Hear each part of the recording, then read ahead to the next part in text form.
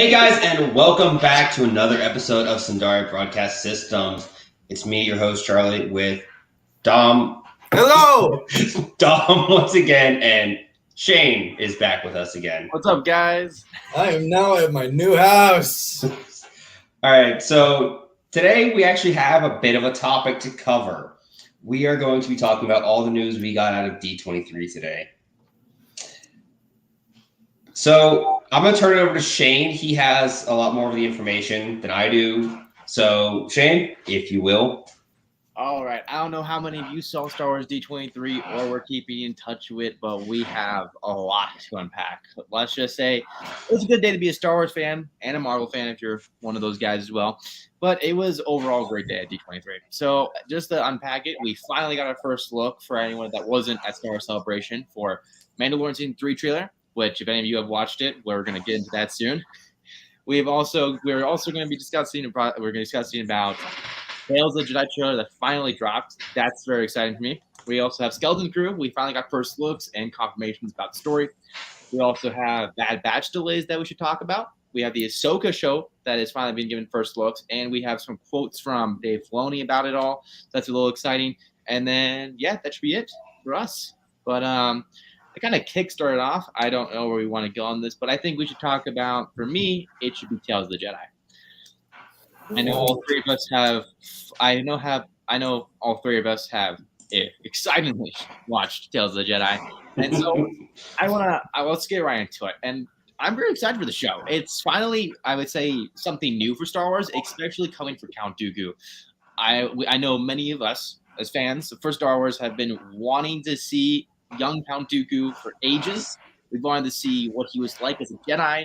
And I'm really excited for this because this is young Count Dooku and the fall of Count Dooku at the same time that we're getting. I think 3 episodes. I think from what they've been showing us, I'm possibly thinking 3 episodes. They haven't really confirmed or talked about it yet. So there's 6 episodes, 2 stories, 1 show. Yeah. Okay. So yeah, 3 episodes Dooku, 3 episodes Dooku, 3 episodes Ahsoka. I knew it was like something around those lines for how it looked, and it's really exciting because we're gonna have Ahsoka and we're gonna have Count Dooku, Qui-Gon Jinn, Mace Windu. There's gonna be a bunch. Now, I think I'm gonna get this right off, and I'm seeing all you guys commenters in there. So hello, guys, see you all in there.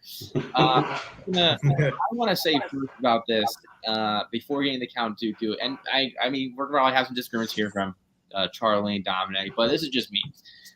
As much as I love Ahsoka as a character in Anakin, personally, I didn't need to see more of young Ahsoka or even Clone Wars Ahsoka. I'm excited for what we're getting for Ahsoka getting the white crystals and her white lightsabers because the Inquisitor, which is fucking badass, by the way. Has anyone seen that Inquisitor? We have a lot to talk about that one dude, okay? But overall, I'm not too excited for the Ahsoka content that we're gonna get. Now, don't get me wrong, I'm gonna still watch. I'm still gonna love it. I love Ahsoka, but Ahsoka's already getting her own show. I'm more excited for that. Did we need to see more? That's my thing. I want to say I'm very excited for both stories. I think especially for whenever Ahsoka's going to get whatever the episodes were based off of the Ahsoka novel, which is what I'm really excited for.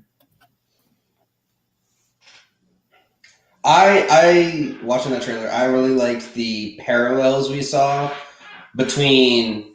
So like we see Ahsoka getting her training because Anakin says he wants to give her the best way to protect herself, as that is for her to be able to protect herself. With circle of clone troopers shooting stun rounds at her, perfectly mirrors how in Legends he trained Galen Merrick. He would have stormtroopers surround him and shoot at him, but they were using live rounds, not stun rounds.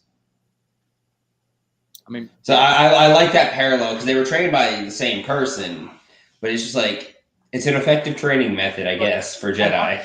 As much as you two are talking about, I know Dominic was talking about. I don't know what John came out of my mouth for. I know Dominic was talking about. Obviously, over here he's talking about it's connected to the Legends. We're going to see more of it. We're going to see more of a story, but here's my thing. Do we really need to see more of Ahsoka Clone Wars training of Anakin? Like I think so, because we got snippets of her training in just like the lessons he taught her during missions, but like actual sit down training, like, hey, you need to know this to survive. I think that's like an interesting point because the early seasons of the Clone Wars were so all over the place. It wasn't until the later seasons they started like hardening down like when things were happening. So having like a little bit more of like her journey in the early days of the Clone Wars would be nice. But yeah, I agree. I agree with that on that. But that's my question. If you guys watch the trailer, you do see Captain Rex, but you see Phase 2 armor, and when you see the clones circling her, you see them in the Phase 1 armor.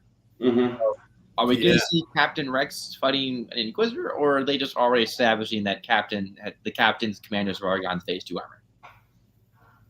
I think in the trailer that might have just been some like interesting like imagery they were using or like camera action to like segue into the different like sections.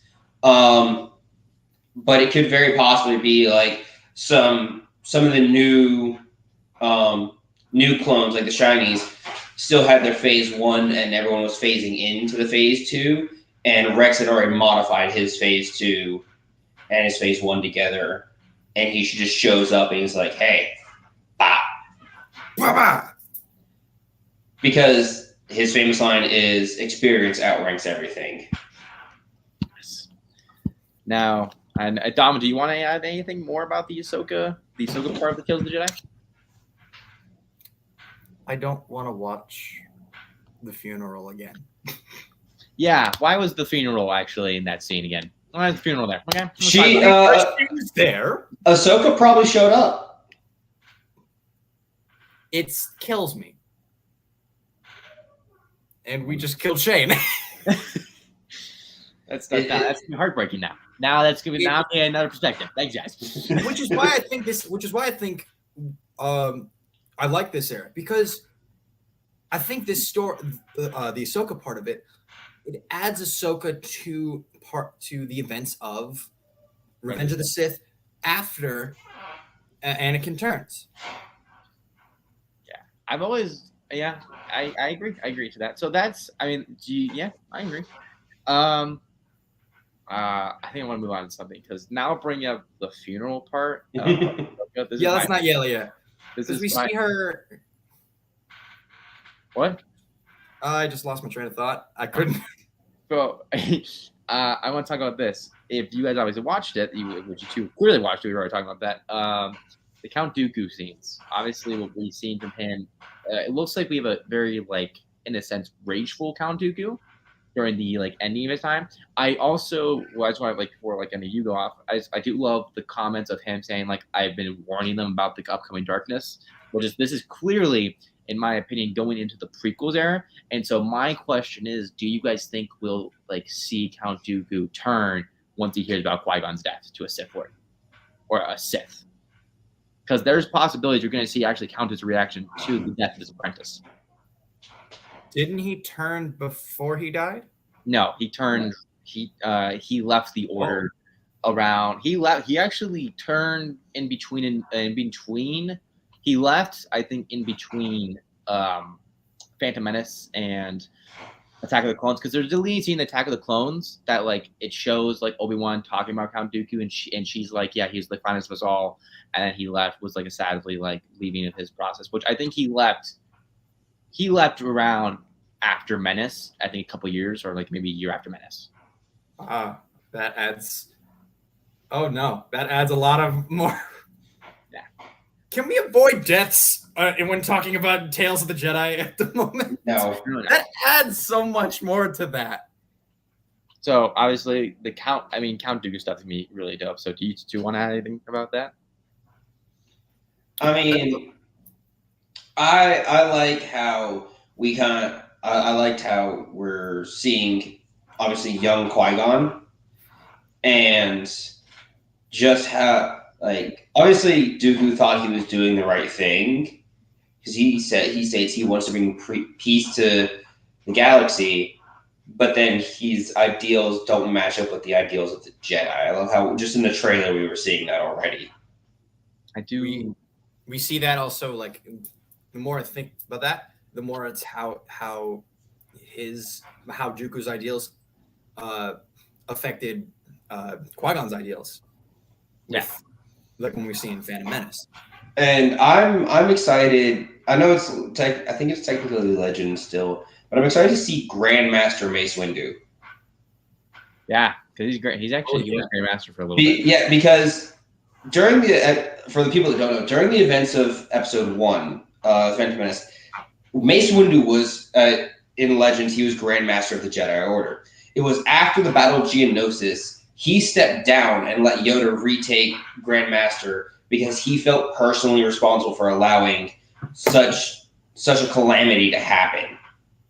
Yeah, and he retook his position as Master of the Order. But like another thing that I'm interested to see, because you're obviously seeing Windu in the show. Windu and Dooku were amazing friends. Oh yeah, they actually understood one another for a while, and it's gonna be interesting to see their dynamic because he's definitely gonna be in one of the episodes, and I don't know how long he's gonna be in it, but to just see the dynamic of Windu and Dooku is gonna be interesting, and to see how that plays out. Windu was the better fighter than Dooku. I will give him that. I think it's going to depend on episode length, how much we see of like these like secondary characters when it comes to these episodes. Real quick, Greek just commented saying they have no idea what any of us are saying.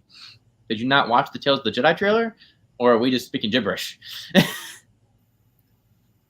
I recommend Greek. I would recommend watching the trailers that Star Wars just released today. Yes. So going back to what I said earlier in the beginning of the episode, we're talking about the entirety of Star Wars D23, which that is the Mandalorian Season 3 trailer, the Tales of the Jedi trailer, and then all the other like Bad Batch, the Skeleton Crew, Mandalorian. The way I said Mandalorian, Ahsoka. Oh, sorry. And then I totally forgot to mention this, and I might want to.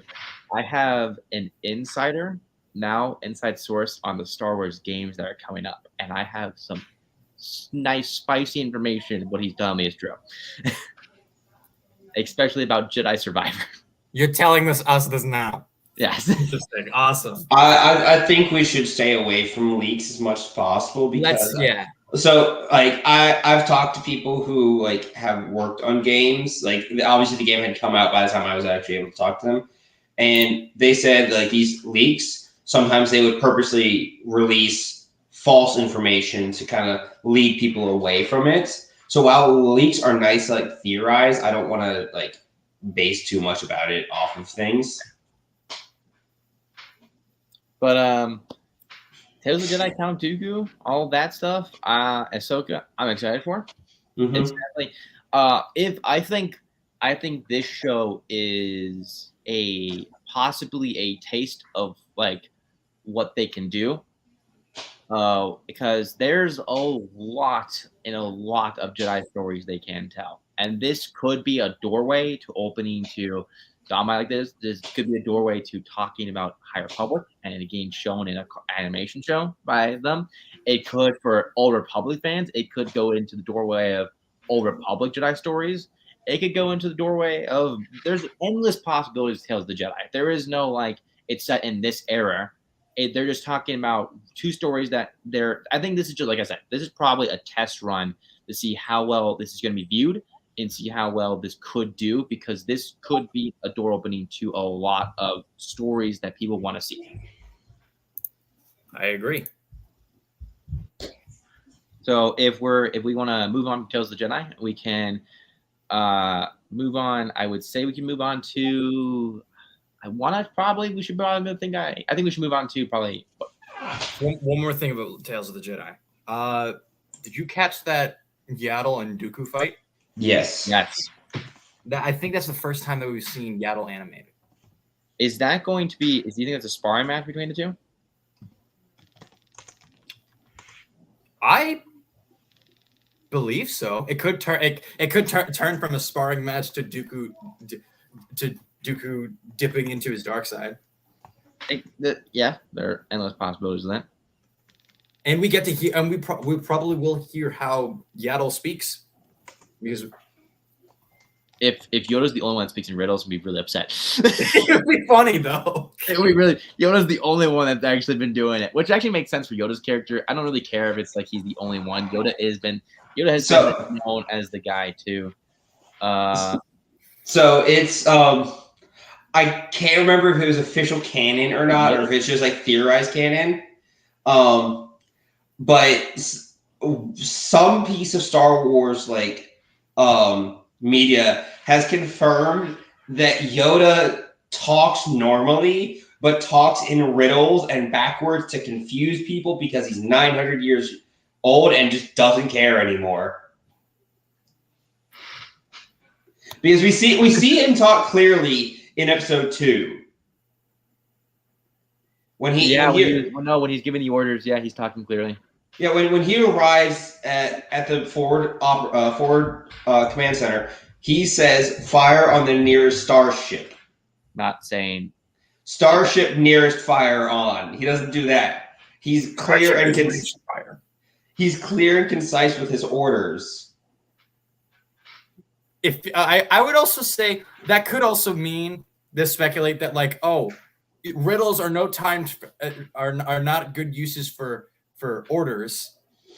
If you're in the middle of battle, if you're trying to get your troops to solve the riddle in the middle of your fight, likely you're going to die. Likely it's not going to go well. He probably goes like that. But that could also be true. I've never heard that before, but I would be happy to see if that was, and happy if whatever they pull out. I'm just excited to learn more about Yoda, and just if that's just hilarious if he's just talking normally, just doesn't care and wants to mess with people. Yeah. So okay. So do we want to move on now? I think yeah. Okay. With what we have so far, that's good. So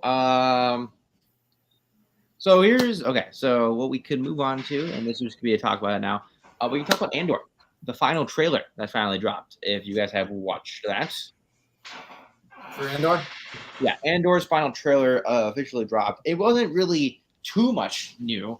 It was more of the same old stuff, but just different. We got a lot of new scenes. Yeah. We've got a lot of, especially when it comes to what this show is really going to be about. And it's kind of confirmed my suspicions that this show is going to be dark. Yep. I love the opening lines of the trailer. How it goes: spies, saboteurs, assassins. The things we have done for this rebellion. Well, we have all done dark things for this rebellion. Yeah. So it's really it's really gonna be exploring that, and then it's interesting to see another Imperial perspective about the Rebel Alliance forming, or the Rebel cells forming, especially the baddie. But we get it. You simp for the ISB agent.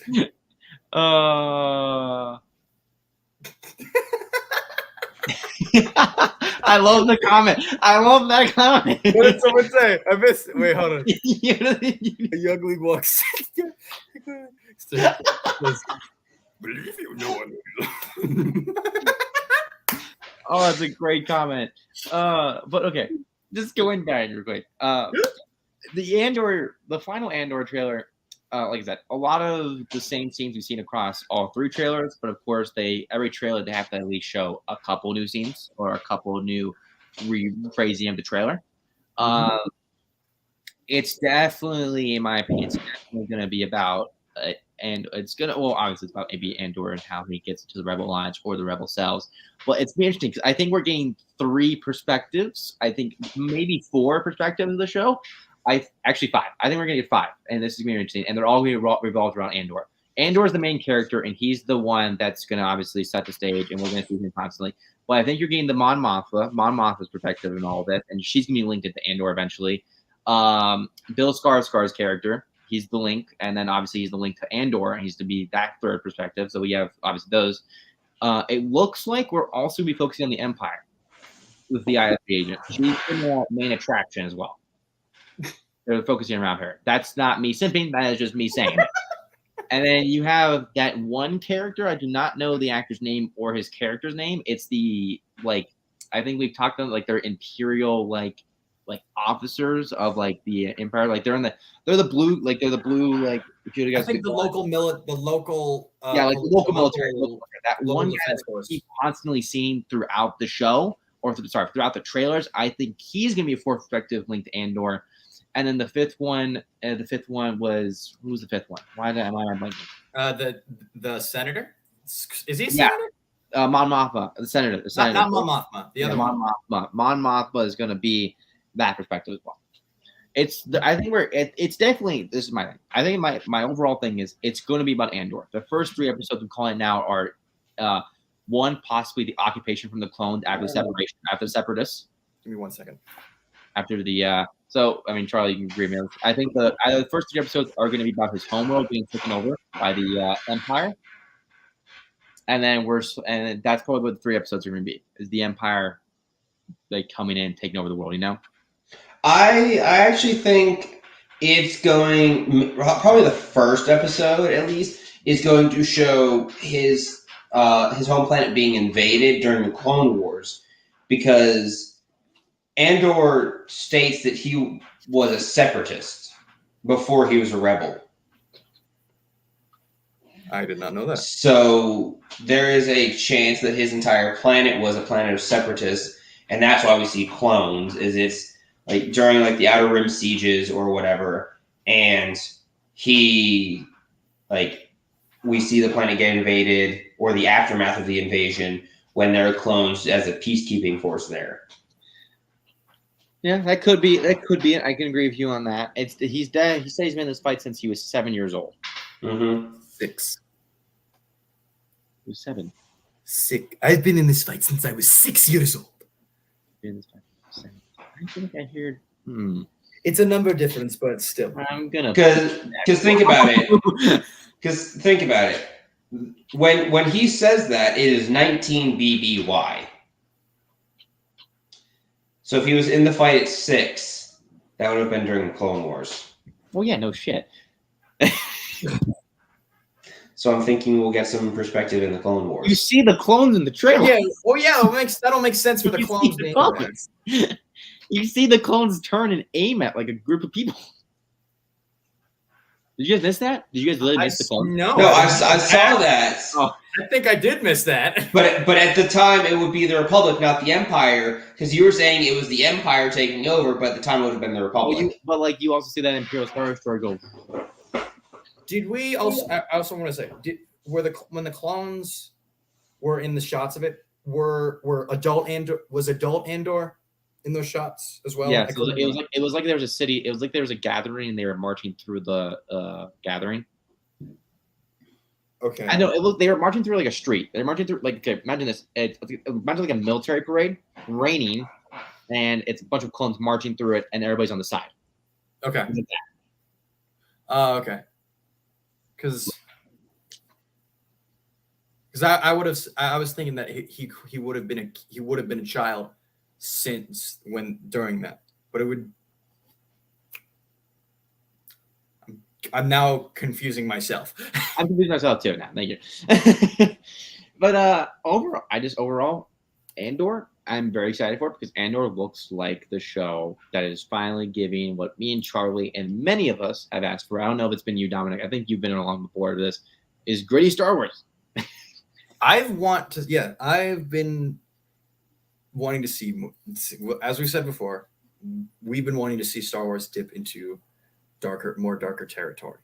Yeah. So I would love if they brought Steven Spielberg in, because he did Band of Brothers and The Pacific, and then brought in some real life military course. I can't think of the word, but real life military correspondence, and have this have it very dark and gritty, and we see the Rebel Alliance fighting a guerrilla warfare against the Empire, and it's very we don't see just mad charges of people, because tactically that makes no sense.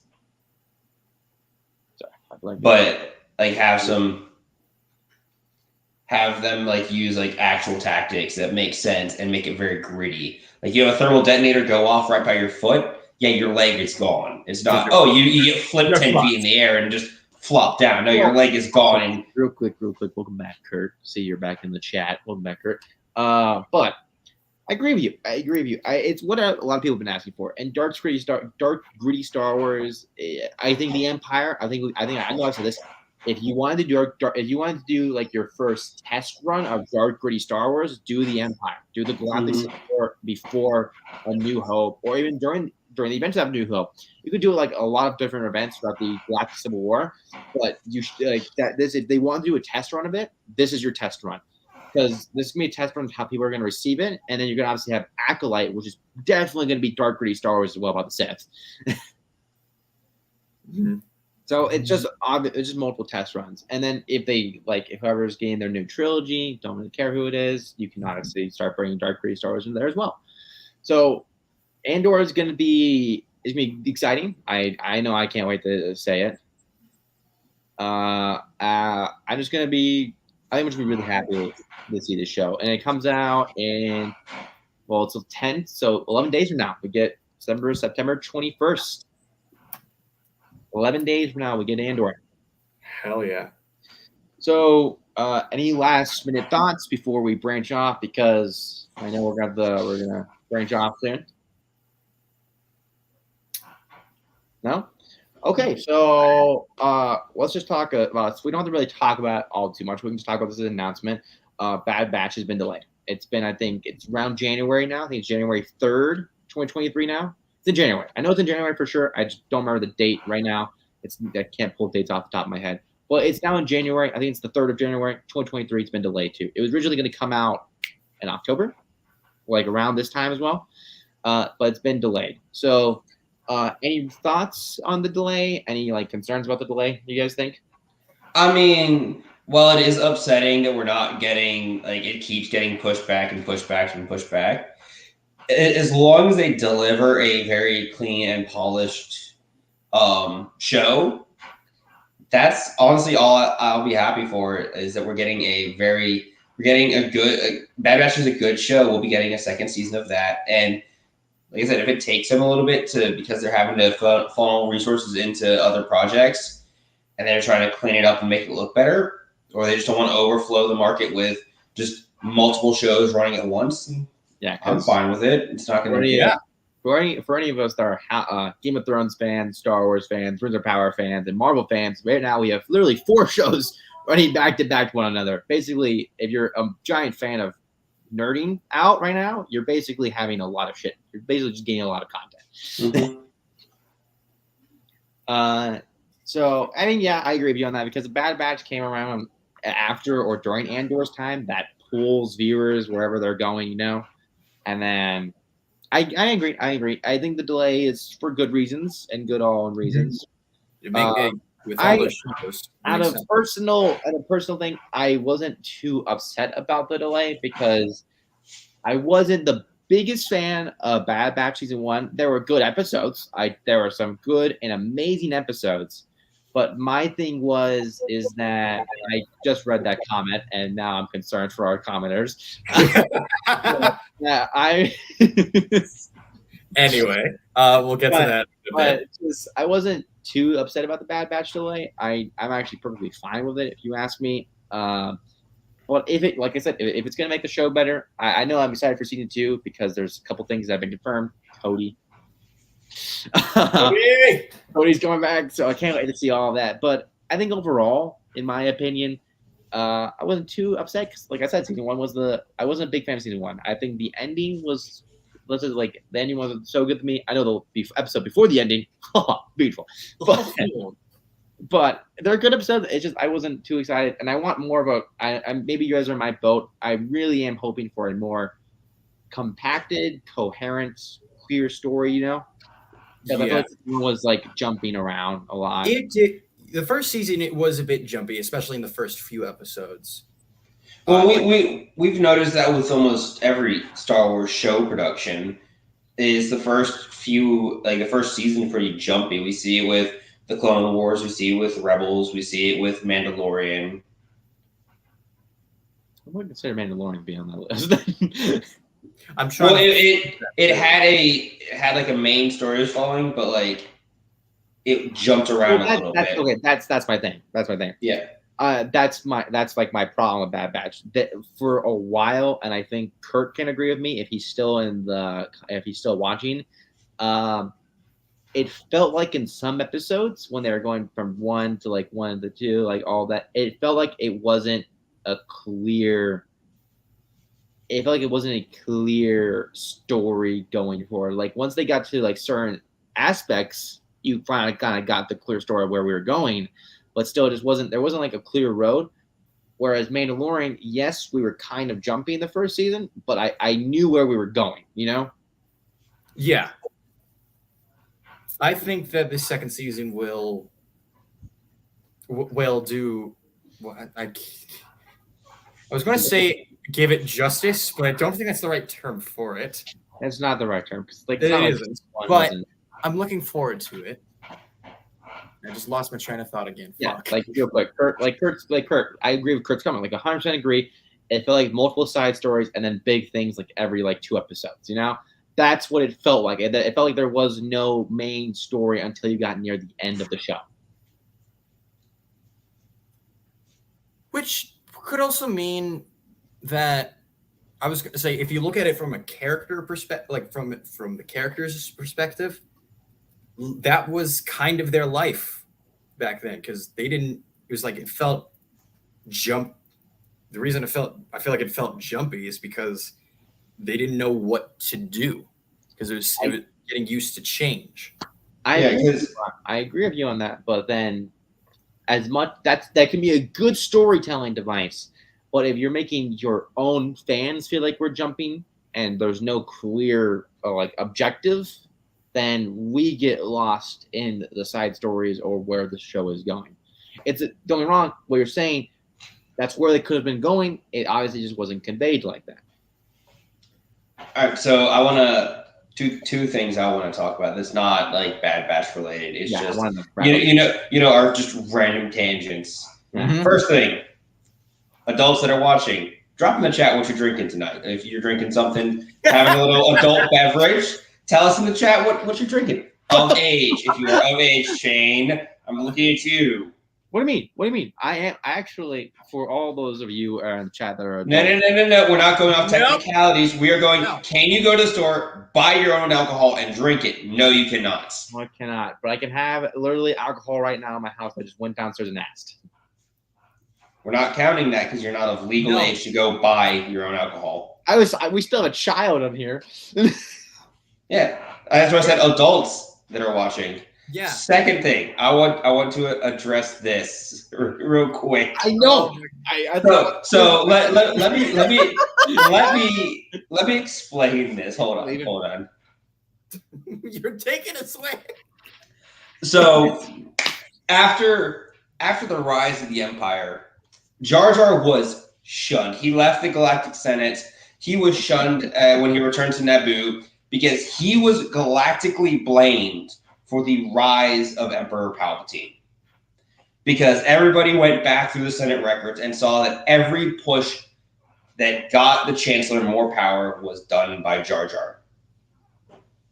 To where when we see him in the books in post-Imperial time, people don't know who he is. He is just a homeless man that entertains people at a fountain in Theed.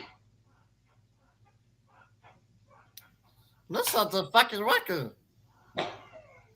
What else do I know? Do I know who the real fall for Palpatine's rise as well? Padme, because she gave Jar Jar that power. The fact that he, of all people, got into the Senate, got a Senate role, I will say. Don't get me wrong. And it wasn't Padme that gave him that position because of how Naboo works. How Naboo works, they had 2 governing bodies.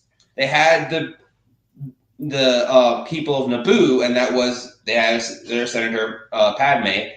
But then they had the Gungans, who while they were citizens of Naboo, they had their own set of government, so they had to send their own representative, which was Jar Jar, because Jar Jar was a war hero to them, a general. Which, right. don't get me wrong, there are look, I'm not. Oh my gosh, I can't believe it. Gungans are great. Jar Jar for that. It's not. It's. I don't even know what I was going to say. I didn't want to. It's like there are smart Gungans, but Jar Jar. He was dropped on his head as a child. I'm convinced. Okay. Here's my thing. We're gonna wrap up the Jar Jar nonsense. We're gonna wrap up the bad shit stuff. So you're not gonna get any last comments on the Jar Jar stuff. Well, we're just gonna do. I think we can just. This is my thing. We're just gonna breeze by these two in a sense, but we can just do a little side discussion. Skeleton Crew. We still don't have a confirmed release date on Skeleton Crew. It's still, I think there's still one filming it, and they're still doing all their stuff for it. If we're looking at Skeleton Crew, late 2023, possibly in early 2024 is when Skeleton Crew is probably going to come out. That's what I'm speculating. But we got our first looks, and we got our first topics about Skeleton Crew. If you two want me to screen share as first looks, we can do that, but that's up to you. Okay. So we have the first looks of Skeleton Crew, and then we can go into the story real quick. So Skeleton Crew is, I think, one that I'm actually really excited for because I think both me and Dominic and Charlie can all agree on this. It's a taste of something different. And that's what I'm a little excited for. To branch away from the Jedi, the Sith, all that war-y nonsense. Mm-hmm. We're finally getting just a simple story about some kids lost in space. And we finally know just a little bit more about it. It clearly is going to be dealing with smugglers. And I think I'm going to theorize on my own. I won't theorize here. So just going to the first looks, blah, blah, blah, blah, blah. So here's our first look at Jude Law in Skeleton Crew, which he is definitely a smuggler or bounty hunter from what the looks of this is. Jude Law, everyone. Jude Law. So make sure you get tested. Get tested.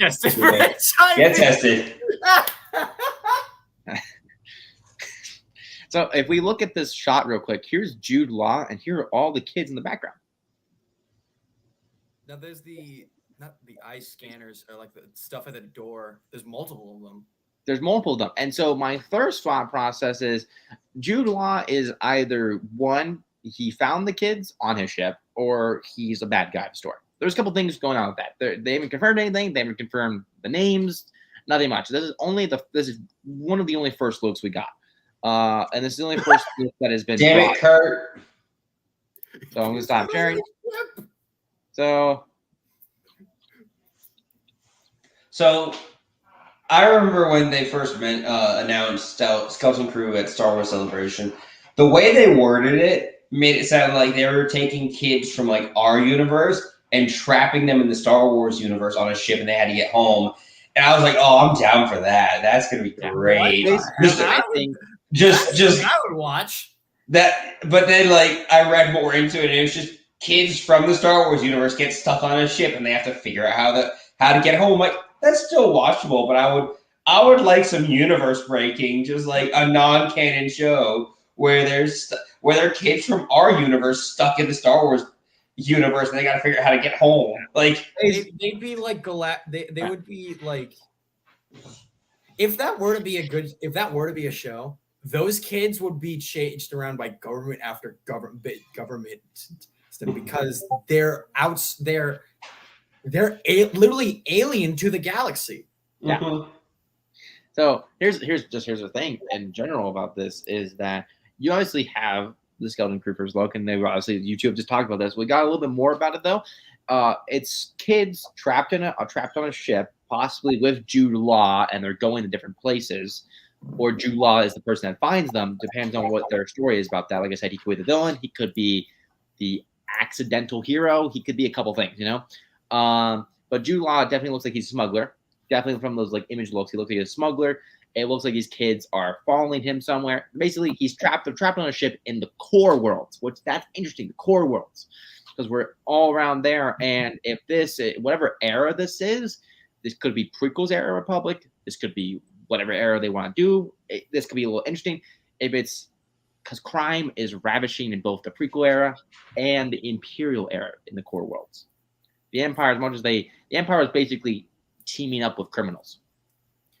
We're going more into this is to the black market of Star Wars. Yeah. So even if this is a prequel and before the prequels and Imperial era, this is still new. This is still a fresh story out. It looks interesting. It looks fun, and it looks like we have to run away, but we'll be exposed to the enemy. It's fine. They're stormtroopers. They can't. That's the outside. That's the outside people just knowing what it is. But it looks interesting because there's a lot of stuff they can do with this, and it looks like Skeleton Crew is definitely, like everybody knows about it. It's kids trapped in the core world on a ship, and however Jude Law plays into this, it's gonna be interesting. I think it's just be an interesting story. I think it's gonna be fun. I think it's gonna be comedy, maybe a little bit of comedy. But you're seeing also, I know a lot of us are wanting this. We're seeing the underworld of the Empire, the underworld of the criminal empire. I feel like we're getting into. I feel like we're going to go more into the Hutt Syndicate. Is that Hutt Syndicate. That's right. Because Hutt Cartel. Hutt Cartel. Hutt Cartel. Yeah. I mean, so we're going to be. I feel like Skeleton Crew is going to dive in more into the Underworld. Hutt Cartel. We're going to see more Hutts because those those eye droid camera doors. The same in episode 6, but there's multiple. So I feel like we're gonna go. We're like that spot is in that camera shot is a place of. I'm gonna stop because my brain's moving too fast. We could. It's not gonna be Tatooine if it's set in the core worlds because Tatooine's Outer Rim. Yeah, that's true. Could be seen is. We're definitely seeing the criminal. This, real quick, actually, fun fact. If this is what I'm thinking it is, I forget what point or era it was of this, but at one point in the era, there was the Republic region, and there was literally the Hutt cartel region. Basically, the Hutts had control of most of the Outer Rim before they got pushed all the way to Hutt space. Mm-hmm. It would actually took over everything. That was like set way, way, way back then, during like the old Republic era and like the Jedi and all that Sith stuff and everything. I think it was even set before that, but that was a time period of the Star Wars universe. It would actually make sense if it was Tatooine because isn't it the kids are from the core worlds and they're trying to find a way home? I feel like it literally the description literally stated kids trapped on ship in the core worlds. Okay. Those kids could be from the Outer Rims. And mind you, the core worlds are not just like the Coruscant, like all those worlds. The core worlds are literally Corellia, Kawa. Like basically, you have the core world center, but like everybody forgets that there's other worlds in that core world center. The inner rim, the outer rim. I don't know what the front. Basically, the core worlds are the core worlds and the inner rim, mind you. That's literally the entire base of the core worlds. Because they call it the core world's inner rim and then outer rim, but literally, if you really want to talk about it, the core worlds are the inner rim with them. Don't forget the mid rim. And then you have the mid rim and the outer rim. Yeah. The mid rim is like, I'm not even playing the planning game. I've always wondered this. This is a High Republic question. They always mention about the galactic frontier. I don't know where it is on the star chart map. So you're looking at the galactic map. Here's the galactic core. To the right, as you're viewing it, the right. So you're right. It goes core, deep core, inner rim, core/inner rim, mid rim, outer rim. Go back to the center. When you go to the left, wild space. Okay. So it's close. It's like it's in the region of the unknown regions. Mm-hmm. That's as of like the sequels and the original trilogy, but like in the High Republic, the frontier is the Outer Rim. Okay, sorry about that. Oh, So real quick, Kurt, sorry, just go in the comments real quick. Kurt brought up a cool thing.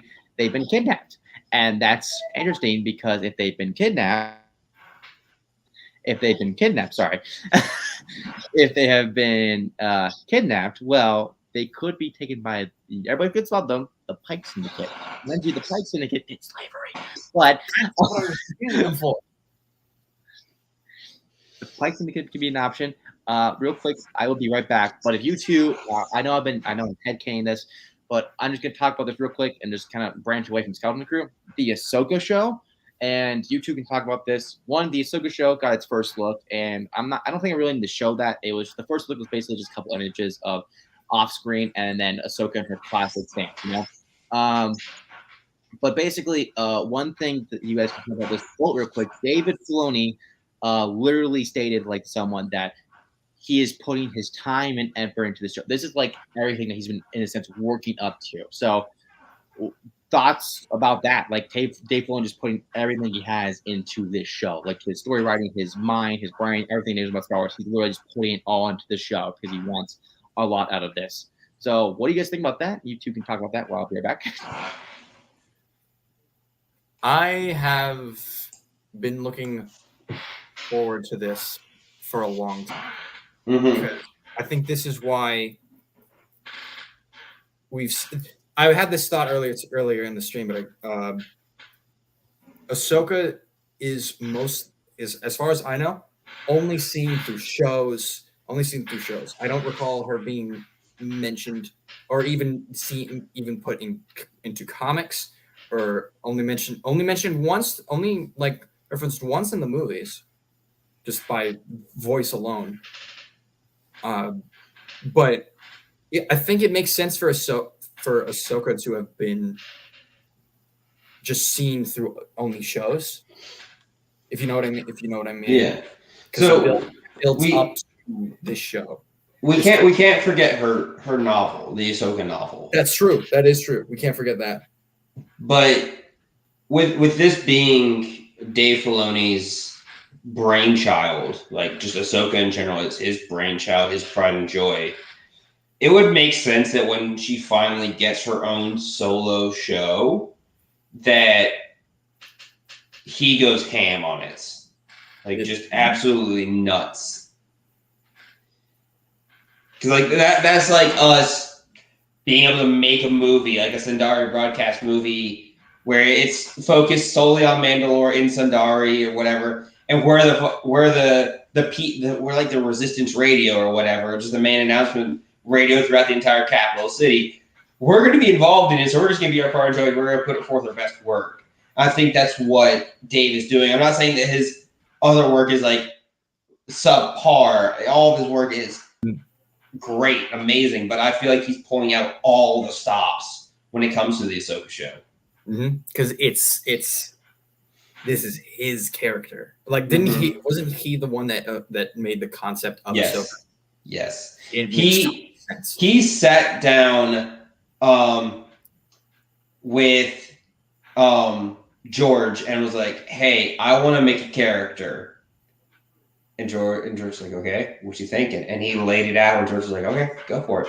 And that is, his name is BJ, and he is wearing a custom helmet that I designed. I messed it up, so it didn't go to the person that commissioned me to do it because I messed it up so bad. So it's just kind of there as like a reminder of my failures, but also I did finish like all the artwork on it. So it's just kind of a set piece. He's just, we could add so much lore behind BJ. He's just there. I mean, I already did create some lore for him, so.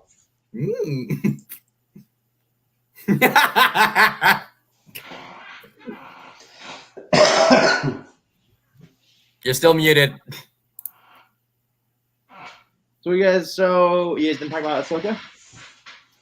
Well, we were going on a tangent about BJ back there because Greek wanted to know who that was.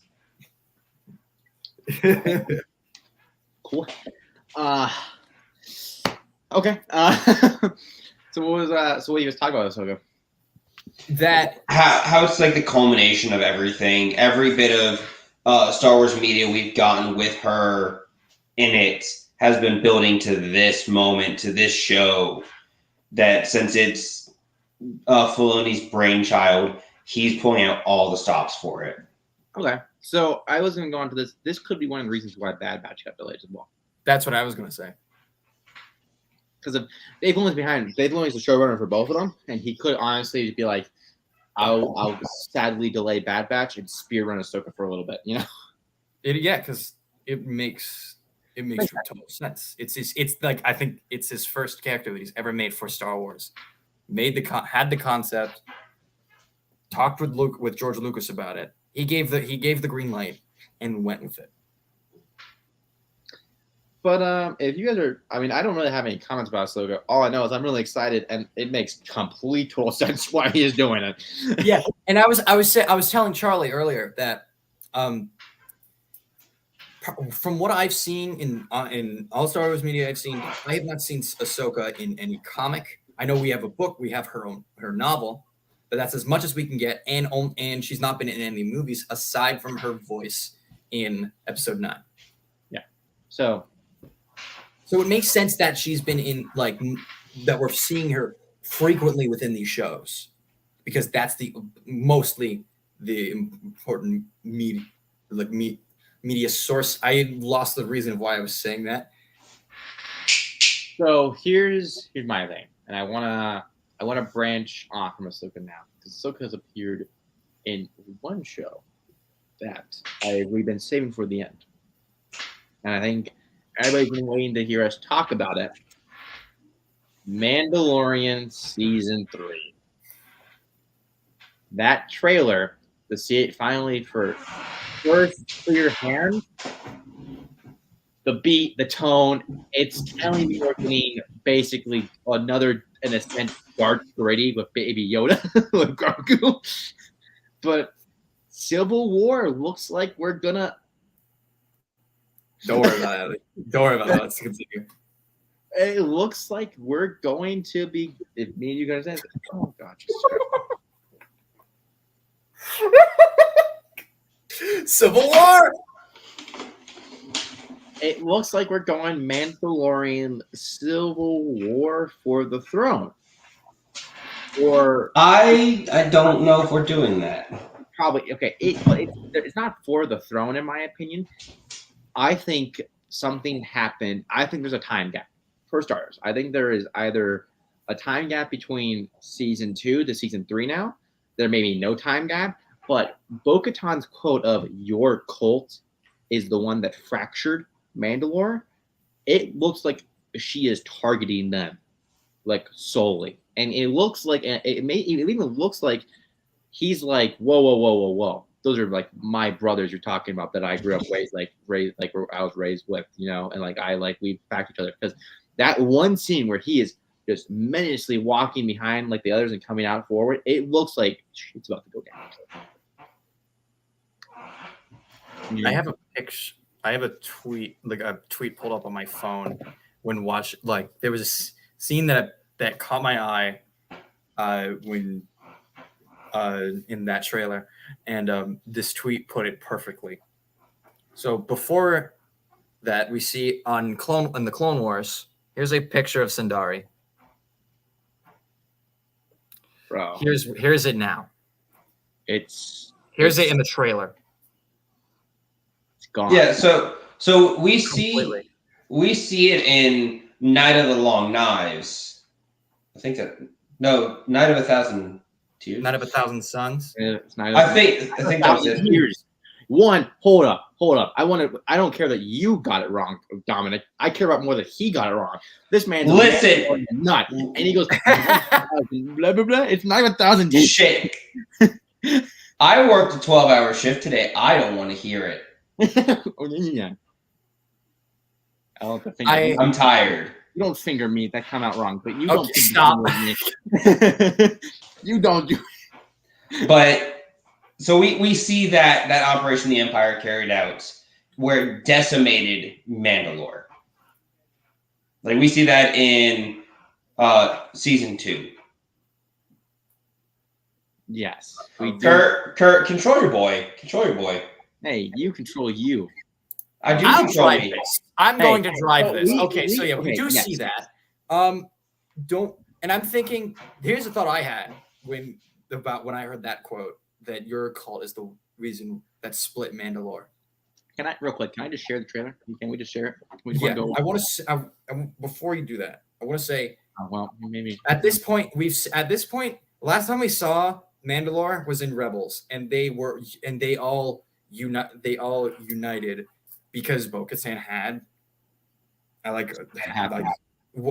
the frickin' Darksaber and agreed to lead. Not of Mandalorian tradition, but still. There was a quote: "The protectors are with you."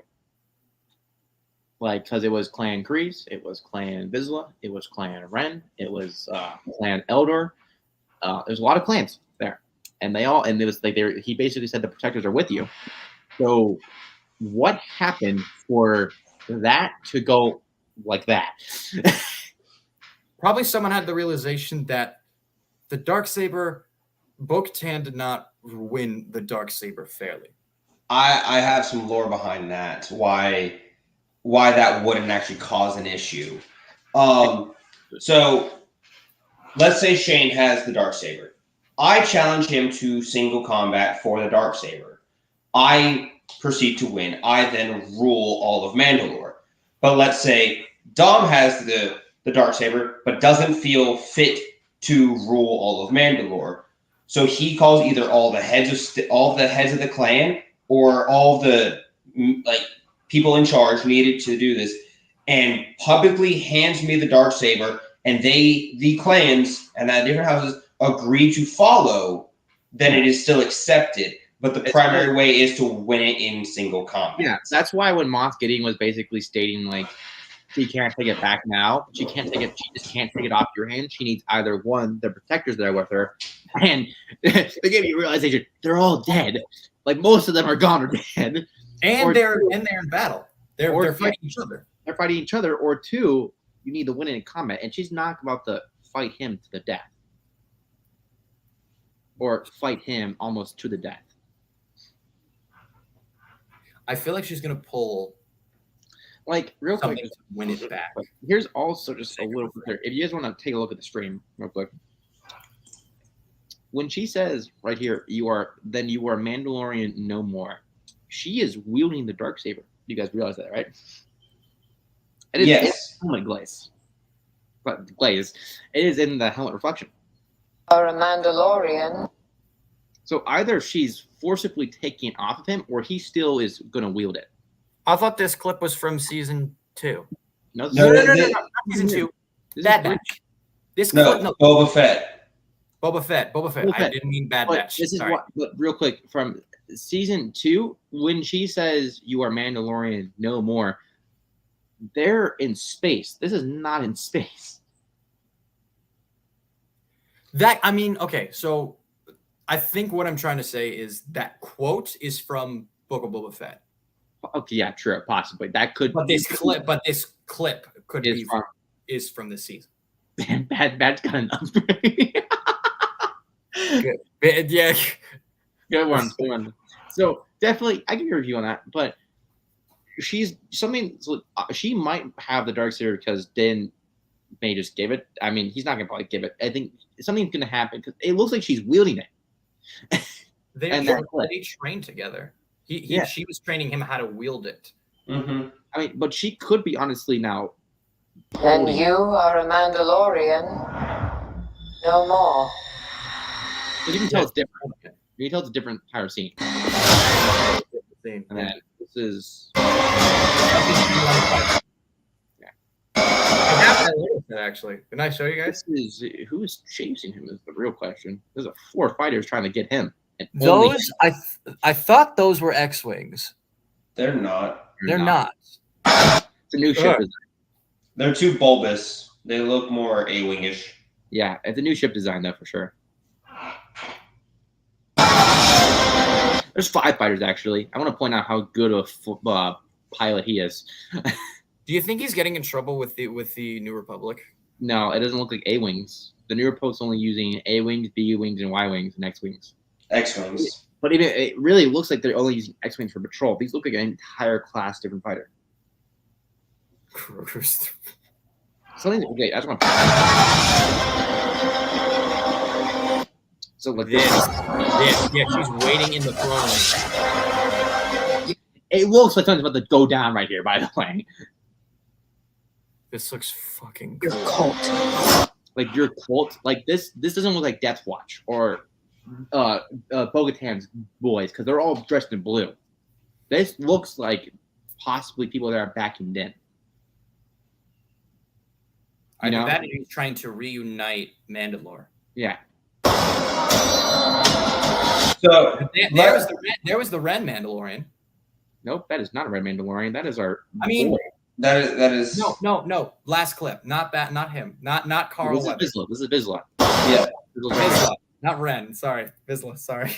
So I want let me give my thoughts on that scene. So if we take the audio that's being stated, your cult is the one that fractured us. Yeah, like and then we proceed to see Din walk out with all these like mismatched colored Mandalorians. I think it's a peace summit because obviously the Children of the Watch are not going to recognize regular Mandalore as true Mandalore because they are stuck in their way. They're brainwashed into their ways. But then Mandalore is not going to recognize Children of the Watch without some sort of agreement or a fight. So I think Din might be, because he has the Darksaber, and that, even though the armor said he is Mandalorian no more, any right-minded Mandalorian would recognize him as Mandalore because he won it in single combat. It is his. Yeah. He has claim to the throne. I think he is brokering a peace between the two groups. And that's why I don't think it's a fight. I think it's a peace summit. But even then, but here's my thing. If you had watched the Grazy, which was actually kind of clear, trailer that dropped at D23, that same scene, they don't show that scene, but they show a scene that's literally where that is, and you see people fighting. You see like Mandalorian prepare the grapple, and you see another Mandalorian getting ready to shoot. There's possibly going to be a battle there between Mandalorians. It just looks. The reason why I don't like you could be right. It could definitely be a peace summit thing, but the reason why I don't think so is because how possibly Bo-Katan is taking all this. She is like coming off aggressive, like just for a play. We're going to see a live action review of the throne room as well. Fractured our people. R5D4. There's Sindari. Damn, it's just so sad. How did we survive that? One dead. We are Mandalore. We are Mandalore. Yeah. This is Bo-Katan's throne. She's on the throne. I love this. I love. Look how she's sitting. Look at that. Like, this is what I'm thinking. I'm thinking this is going to happen. The peace summit. Din's trying to gather all the Mandalorians to a peace summit. And then offers to hand over the Darksaber again to Bo-Katan. She declines, and then says, "You can either win. I can either win it from you. I can either defeat you in battle, or I'm not Mandalore at all, or I'll be waiting." I don't know why I made that quote. I feel like she's waiting. She gives that call. She comes here. Din is. So it's either you stand up or stand down. She's too greedy for the throne, if you ask me. So, I also disagree with him returning to the Children of the Watch because it would undo all of the character development we have seen up until this point.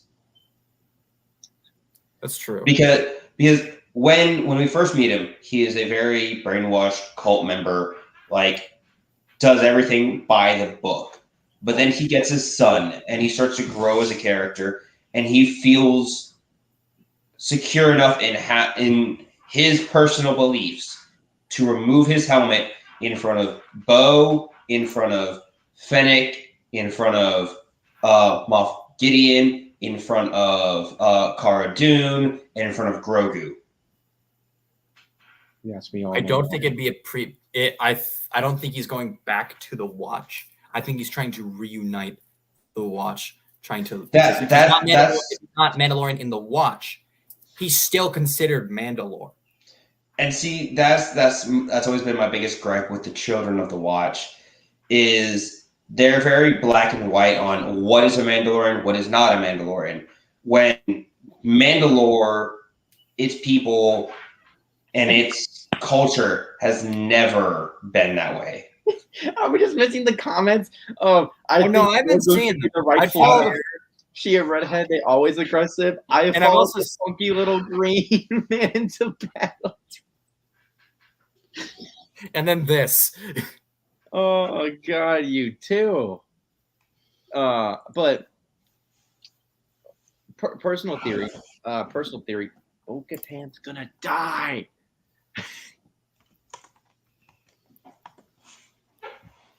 Possibly. Just here's my thing. Let's just get through this trailer real quick, and then we'll just pause that like another scene, just real quick. Well, it was just like let's just get through. Where were you then? I fucking love There's that. a truth. Did you think your dad was the only Mandalorian? She gets him on. He's there. I'm so excited. When That line, I'm so excited. which confuses me though. But here's the thing. I want to point this out real quick. If you guys paid attention, this is where we saw. I'm getting the character's name right now. This is the city we see in first season 1, by the way. That like Din is on. Navarre? This is Navarre, and that's why I think it's a year gap because I think he's governor of Navarre, and he has changed the city a lot because Navarro. Navarro. Because if you look back at the previous shots, he's walking up to go see him, and he's in that city. So there's definitely stuff going on here. God, they're so badass. Monkey lizards. Yeah, that is the same shot. Yeah, so see, looked at the city in the back.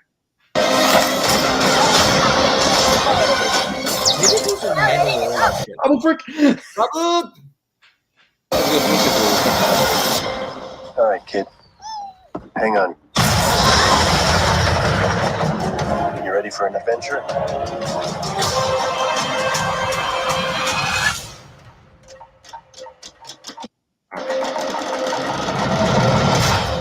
I thought everybody thought the show was just gonna be badass Mandalorian bounty hunter stuff, but I thought it just turned into a basically dad show, and I'm so on board for it.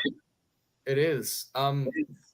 It's just like going just real quick, just going back to it. Like here's Navarro, like here's. Hold on. It's clearly something is gonna go down. Look at that statue, though. I mean, yeah, look at that statue. Like That is a badass statue. That's IG. Wait a minute. Wait. That's IG. IG 11. IG 11. That's That's IG. Oh my God. the statue of him. Yeah, look. Oh, that's so respectful. Look, there's a stormtrooper helmet right here. You can. It's not. It's like a rock stormtrooper helmet. You see it? You see like this? That's his leg. This is his leg. So real quick, you see it a shot early. Colt. This is Navarro. This is definitely Navarro, by the way. So this is the same instructor teacher. Right here. Oh, this is Like, if you actually just look overall when he first lands, real quick. When he first, look how Navarro's changed. it is blossoming. Yeah. So that's something, because if you go back to, obviously, here, they're on Navarro. This All right, is let's not turn into soups here Yeah. and spoil season 3 of The Mandalorian just Yeah. on breaking down a trailer. I agree. It But gives- clearly, personal theories about Mandalorian Season 3 is, as much as me and Charlie disagree on this, it's either a battle, it's either basically Children of the Lot versus Bo-Katan's death watch, if we want to consider that, like her clan now, Clan Kryze, versus those two going at it, and Din's in the middle, and he has to pick a side, and he should rightfully take the throne at this point. Something's going to go down either way like that. Something's going to happen on Navarro, clearly. It's just overall, this, as much as we may try to make discreet, for me, it looks like there is going to be a Civil War quota, like a Civil War kind of quota for the kind of the throne, or just overall between these two clans. Because clearly, Bo-Katan is very spiteful right now towards Din, because I think she's still upset that she didn't get the Darksaber. So she's spiteful for that reason. And then the second reason is she's obviously spiteful against his cult. I think overall she's taking on all of her anger on him, because if you look at like season 2, when we first see her, she's like, "Oh, you're a children of the Lot, blah blah blah." Like you're like, they deferred from Mandalore after a while. Like you're basically like, blah blah blah. Mhm. I think she's taking out all of her anger on him. I think she's actually kind of, if you want to take it this, going mad. Because she can't unite the clans anymore. The clans won't respect her. She doesn't have the Darksaber. She's not really, as Moff Gideon pointed out, she is a pretender to the throne. Which, on a side news, Moff Gideon, is returning. Moff Gideon's returning. Because she's been on this. I don't know how long ago she lost the Darksaber before we see it in Mandalorian season 2, but think about it. If all that hard work chasing this freaking guy who comes this freaking post-imperial leader and wins and chases him for years and years, and then all of a sudden this guy comes out, this cultist comes out and wins it. What was it all for? Be angry. So it's gonna be interesting, because Mandalorian Season 3, I personally think, is going to be the best season out of all of them. Possibly we're gonna see Boba Fett. I could see Boba Fett. They could be keeping it under the wraps. You could see Boba Fett in this. Maybe that's why she says, "Do you think your dad was the only Mandalorian?" Because that quote overall kind of confuses me still. Because if the only flashback we see of that Din has is in season 1, when he gets put into that little basement cellar and then gets saved by Mandalorians. I don't think we're going to see Luke or Ahsoka, by the way, in the show. I don't. That makes sense. Maybe Ahsoka near the end of all of this, and she's probably going to come to him for help about something, and Thrawn. But about that. But overall, I think, like I said, Mandalorian Season 3 is going to be the best of all of them. I think it's action-packed. It's what everybody has been really excited for now, because it's basically the build-up, and it looks like we're going to have some insane Mandalorian v. Mandalorian conflict and battle shit going on. All right. With that, I think we've covered as much as we could. Yep. And so the only way to know for sure is that when the time comes and when it gets released. Yep, and I can't wait to prove you wrong, Charlie. What? What did you say? I can't wait to be right. But do we want to begin the wrap-up process, or any last-minute comments overall about D23 or about Mandalorian? Any of us got those last-minute comments? Sixth brother. Kurt's leading into Mando season 4. Depends on how he said Ahsoka season 3 is going to probably lead into Ahsoka, and Ahsoka is going to lead into season 4 for Mando. I mean, that's true. Mm-hmm. All right, well, that is all the time that we have tonight. Thank you for sticking with us, even though we had the time change for tonight. You can find me on TikTok at CarolinaBoy232 right there. Shut up. And Not you. Just Greek over there. I see you. Talk about Jar Jar Binks. And I'll turn it over to Dom. You can find me at dshine12 on Instagram and TikTok. You can also find me on my Twitch at dshine15. And Shane, stop that. Why don't you go first? Why don't you go next? Who else is going to go next? The blackness still behind us. You can find me at StreamYard.